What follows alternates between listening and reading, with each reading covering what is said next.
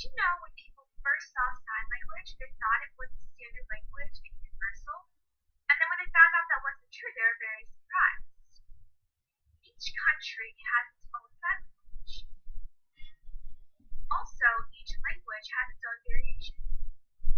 The type of variations I'm referring to, I'll give you an example. So for ASL, they have variations as well. The sign for early can be signed in different ways. You can either pull back, go forward, come off the nose, off the forehead. That's the type of variation I'm referring to. Another example is the sign for birthday. You can sign it coming off the chest, going under, coming off the chin, off the side of your cheek, pulling your earlobe, that kind of thing. All of it is true ASL, and it's all accepted in America. That's just some variations that we have in ASL. So when variations pop up, they are connected to different factors. The first factor is social factor, and the second one is geographical factors. Social factors, age of a person, their gender, their race, their social economic class, their working class. That whole umbrella encompasses social factors.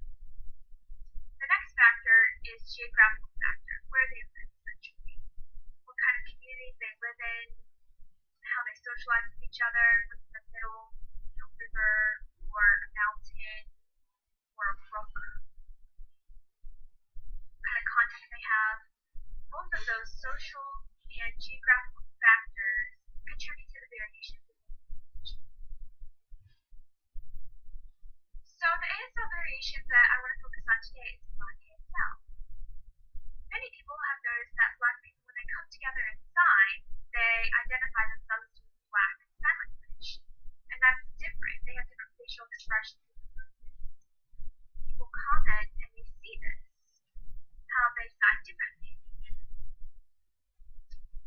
So the dialogue, and we want to research how that language is different and find out what makes Black ASL and different from regular ASL. So people started researching Black ASL. There are 4 different people. Cecil Lucas, Carolyn Mescal, myself, Joshua Hill, and Bailey. The first 3 graduated from Gallaudet University, and the last one graduated from California. So the 4 of us all got together and discussed and decided research questions that we wanted to focus on. So the first research question, we want to focus on what happened in history to establish the factors, the 2 factors we talked about, social and geographic factors.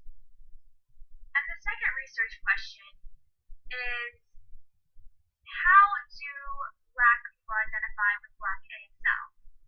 What kind of linguistic features, including facial expressions, handshake, movement, signing space,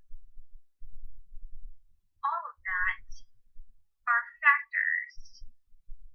We want to figure out how that makes it different from ASL and from ASL's variations. So those are our 2 research questions.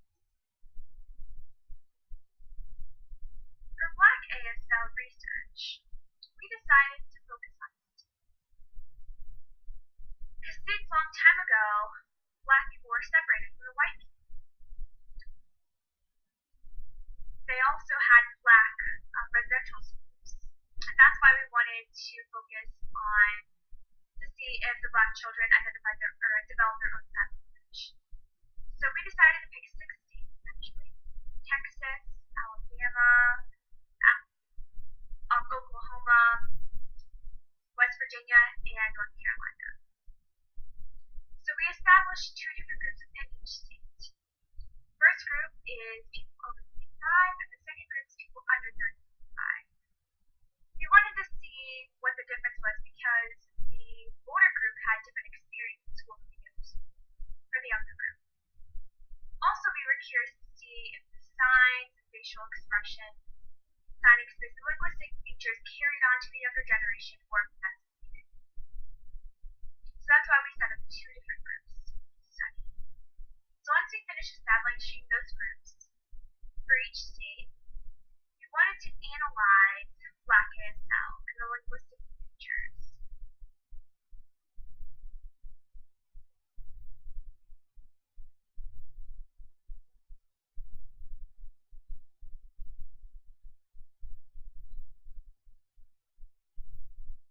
We're not going to discuss all the features, we'll just discuss some. First, we're going to discuss handedness, which is connected to how many hands you use to perform a sign. For example, a sign tier, you can either use one hand or two, have, I don't know. Those are all some examples of signs you can use either one or two hands. Most commonly, you use your one hand to perform a sign. So we wanted to see if Black ASL or just regular people who use ASL, how many handshakes or how many hands they use. Oftentimes, white people who are regular users of ASL use one hand, and then Black deaf use two hands to perform that sign.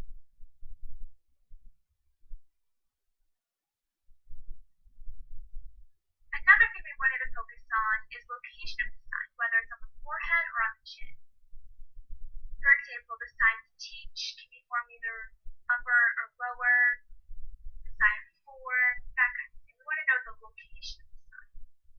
So standard, you usually sign up higher by the forehead. And we try to compare Black deaf to white deaf to see which uses more and if it's higher or lower. Typically, the Black signers sign higher than the white signers, and they use more standard.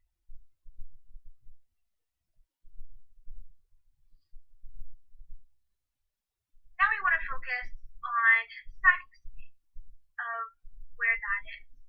Typically, the signing space extends from the forehead to the waist and then the width of your shoulders.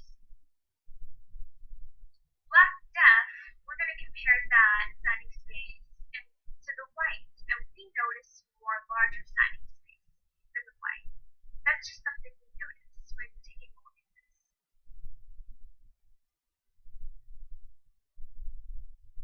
We looked at the older group of the Black deaf signers. We asked them, how do you sign this? And there's a lot of variations. For example, in North Carolina, the sign for science is a pinky on the hand. The sign for boss is on the nose instead of on the shoulder.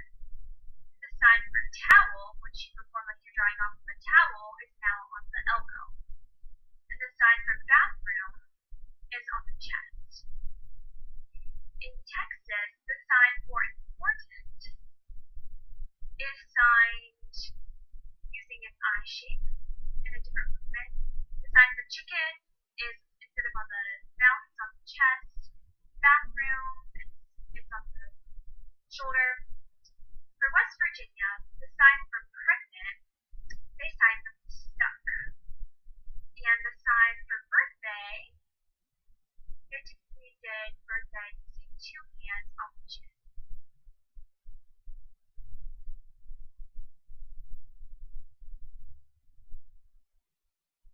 We also asked young deaf people, and now with technology and media and having closed captions and the internet, we see words pop up that they copy, and they also